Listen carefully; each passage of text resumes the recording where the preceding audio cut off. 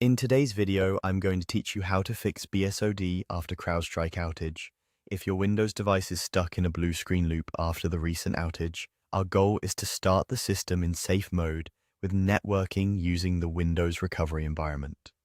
This gives Windows the minimal drivers it needs to start and lets network services run so you can stabilize the machine and follow your organization's remediation plan. Begin on the blue Windows recovery screen. You may see messages about automatic repair or recovery.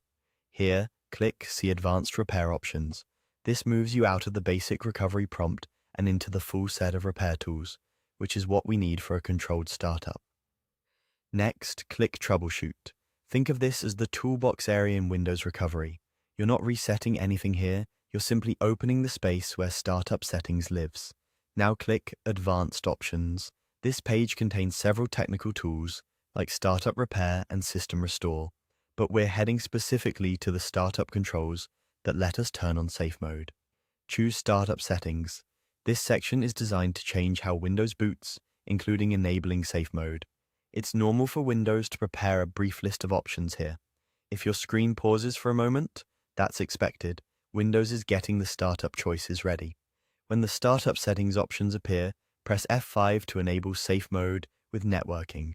On many laptops, you might need to hold the FN key while pressing F5, and if function keys are disabled, pressing the number 5 often works as well.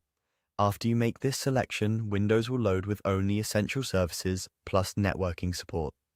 The desktop will look a bit different, icons may be larger, colors flatter, and drivers limited. That's your confirmation you're in safe mode. A couple of quick tips as you proceed. Keep the device plugged into power to avoid interruptions. If your setup uses a wired keyboard, make sure it's connected directly to the computer so the function key registers immediately. Also, network access in safe mode is intentionally limited, so some applications may not behave normally. That's expected. The purpose here is stability and connectivity, nothing more. That's it.